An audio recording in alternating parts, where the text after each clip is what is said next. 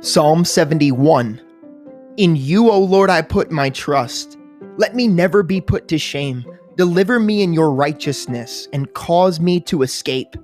Incline your ear to me and save me.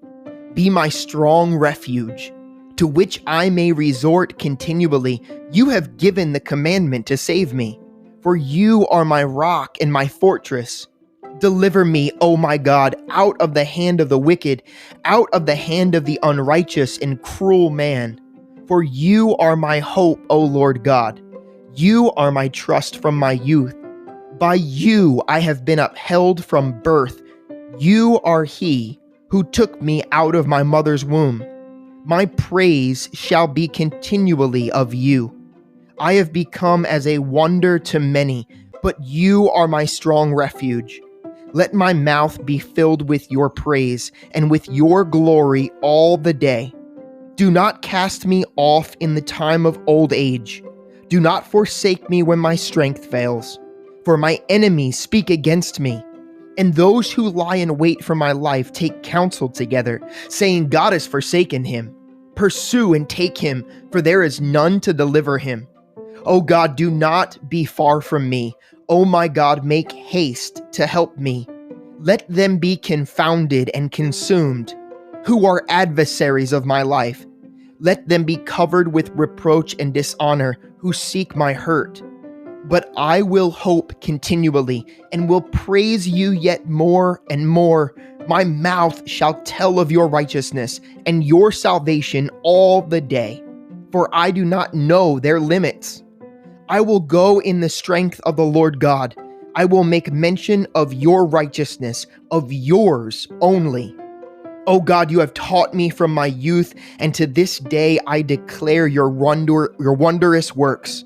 Now also when I am old and gray-headed, O God, do not forsake me, until I declare your strength to this generation, your power to everyone who is to come. Also your righteousness, O God, is very high. You who have done great things, O God, who is like you? You who have shown me great and severe troubles shall revive me again, and bring me up again from the depths of the earth. You shall increase my greatness and comfort me on every side. Also with the lute I will praise you, and your faithfulness, O my God. To you I will sing with the harp, O Holy One of Heaven. My lips shall greatly rejoice when I sing to you.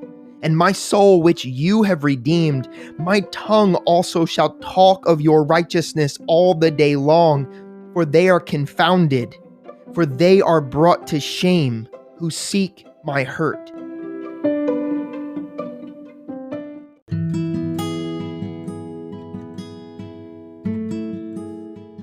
Judges chapters 4 and 5.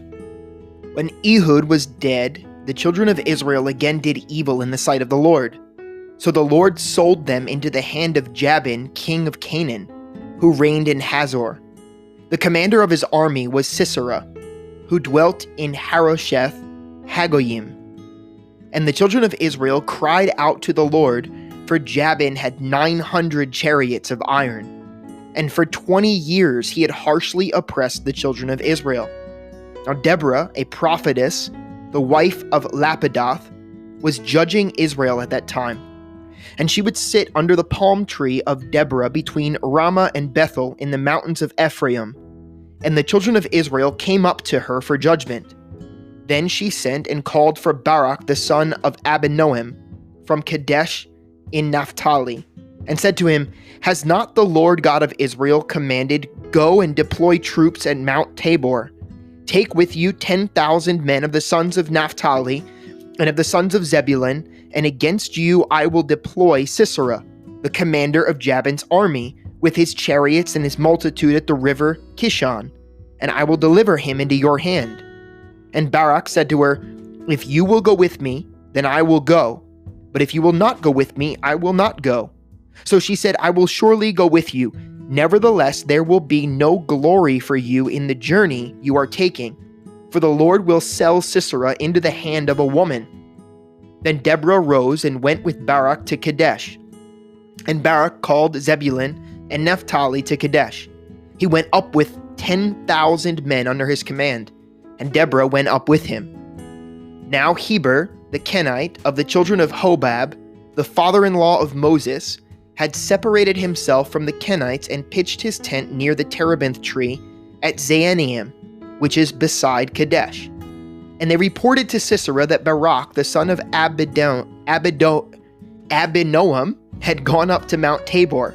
So Sisera gathered together all his chariots, 900 chariots of iron, and all the people who were with him, from Harosheth Hagoyim to the river Kishon.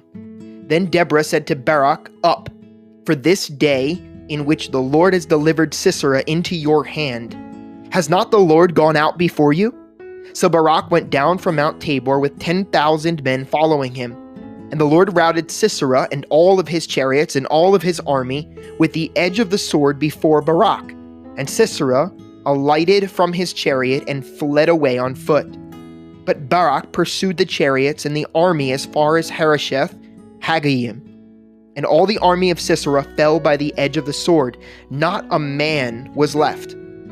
However, Sisera had fled away on foot to the tent of Jael, the wife of Heber the Kenite, for there was peace between Jabin king of Hazor and the house of Heber the Kenite. Then Jael went out to meet Sisera and said to him, "Turn aside, my lord, turn aside to me, do not fear." And when he had turned aside with her into the tent, she covered him with a blanket. Then he said to her, "Please give me a little water to drink, for I'm thirsty." So she opened a jug of milk, gave him a drink, and covered him. And he said to her, "Stand at the door of the tent, and if any man comes and inquires of you and says, 'Is there any man here?' you shall say, 'No.'"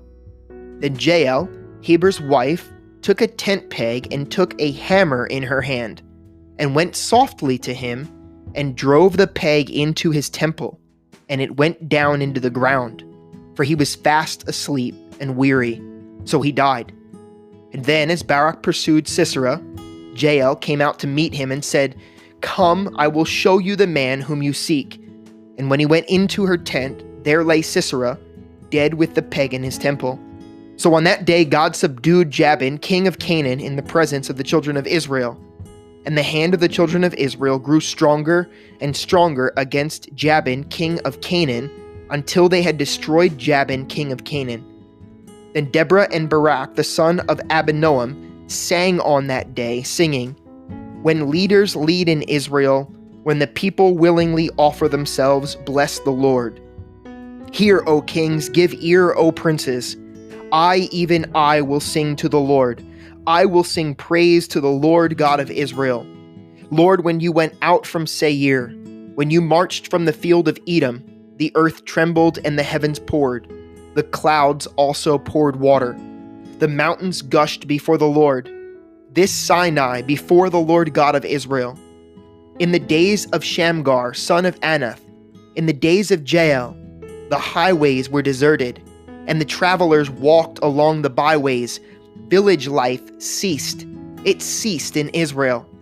Until I, Deborah, arose a mother in Israel. They chose new gods. Then there was war in the gates. Not a shield or a spear was seen among 40,000 in Israel.